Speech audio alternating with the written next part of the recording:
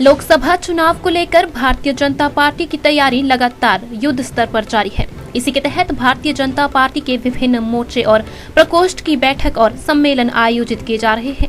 इसी कड़ी में रविवार को ऊना के भाजपा कार्यालय दीप कमल में भारतीय जनता पार्टी अन्य पिछड़ा वर्ग मोर्चा के सम्मेलन का आयोजन किया गया। सदर विधानसभा क्षेत्र से ओबीसी मोर्चा के तमाम पदाधिकारी और कार्यकर्ता इस सम्मेलन में पहुंचे। सदर के विधायक सतपाल सिंह सती ने मुख्य अतिथि के रूप में शिरकत करते हुए ओबीसी मोर्चा के कार्यकर्ताओं में नए जोश का संचार किया। इस मौके पर उन्होंने जहां कार्यकर्ताओं को लोकसभा चुनाव के लिए उपयोगी टिप्स प्रदान किए, वहीं दूसरी तरफ कांग्रेस पर भी जमकर हमला बोला। विधायक ने कहा कि कांग्रेस नेता और मुद्दा विहीन पार्टी हो चुकी है।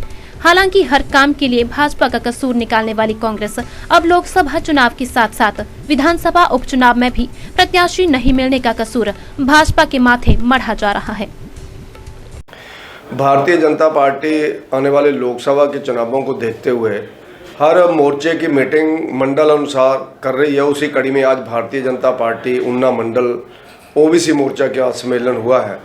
इस सम्मेलन के माध्यम से अपने इस विधानसभा क्षेत्र के अंदर अपने अलग अलग गांवों में जाकर के ओबीसी मोर्चा ओबीसी वर्ग के लोगों को भारतीय जनता पार्टी से जोड़ने के लिए मीटिंग्स करेंगे, गांव गांव जाएंगे। और उसके साथ साथ नरेंद्र मोदी जी ने पिछले 10 वर्षों में और जयराम ठाकुर जी की पिछले 5 वर्षों की गवर्नमेंट ने जो भी काम इस समाज के लिए किए हैं, उन कामों को जनता के सामने एक पत्र के रूप में हम लोग भेजेंगे।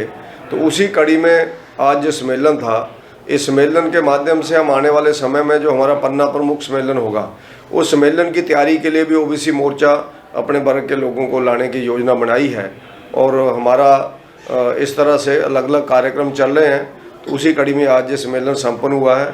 भारतीय जनता पार्टी ऊना ओबीसी मोर्चा के तमाम कार्यकर्ताओं ने आज इस कार्यक्रम में शिरकत की है। हिमाचल प्रदेश के अंदर कांग्रेस बिखरी हुई है, टुकड़ों में बिखरी हुई है। कांग्रेस के अंदर कोई तालमेल नहीं है और उसी का नतीजा उनके विधायकों के छोड़ने का परिणाम निकला। राज्यसभा में कांग्रेस ग्रुपों के कारण हारी। अपने तानाशाही पूर्ण रवैये से और हिमाचल प्रदेश सरकार के नकारात्मक जो काम चल रहे हैं, उसके कारण कांग्रेस के जहां कार्यकर्ताओं में फ्रस्ट्रेशन है, वहीं उनके अलग अलग विधायकों में भी फ्रस्ट्रेशन है। उसी कड़ी में आप लोग देख रहे हैं कि कांग्रेस की कितनी मीटिंगें दिल्ली के अंदर हो गई, लेकिन वो ना एमपी के कैंडिडेट फाइनल कर पा रहे हैं और ना ही वो विधायकों के कैंडिडेट फाइनल कर पा रहे हैं।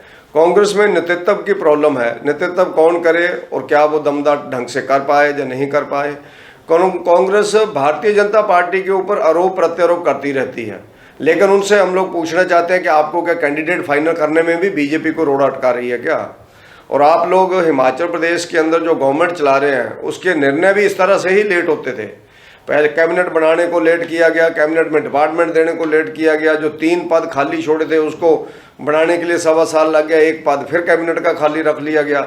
ऐसे करके जो एक ढीलापन और निकम्मापन प्रदेश सरकार के अंदर चल रहा है, उसी के कारण कांग्रेस और सरकार का आपसी तालमेल नहीं है। प्रदेश अध्यक्ष जी कुछ बोलते हैं, सुखविंदर सिंह सुक्खू जी मुख्यमंत्री जी कुछ और बोलते हैं।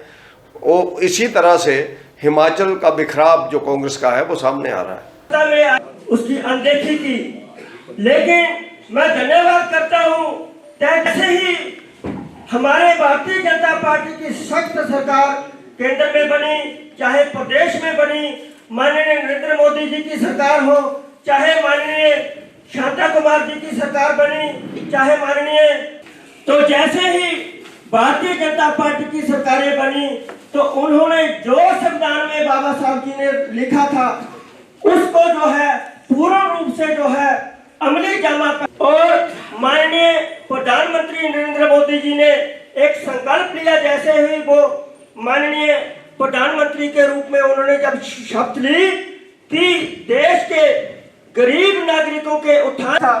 अगर हम इलाज की बात करते हैं तो इलाज के लिए उन्होंने आयुष्मान योजना से जो है गरीबों के लिए 5-5 लाख रुपए का, यानी कि एक परिवार को 25 लाख अग्रसर है जो उच्च शिक्षा हासिल करना चाहता है, लेकिन उसके परिवार के पास अगर प्रधानमंत्री जी ने जो है उसमें प्रावधान रखा कि बच्चे को उच्च शिक्षा, चाहे वो विदेश में जाना चाहता है तो उसमें भी प्रावधान रखा कि उच्च शिक्षा हासिल कर सके। जय भीम, जय भारत, जय भीम, जय भारत। सो आप नीलम जी ਜਿਹੜੇ ਚੇਅਰਪਰਸਨ ਹੈ ਜ਼ਿਲ੍ਹਾ परिषद ਦੇ सुरेंद्र दिव्य हिमाचल टीवी के लिए ऊना से मुनिंद्र अरोड़ा की रिपोर्ट।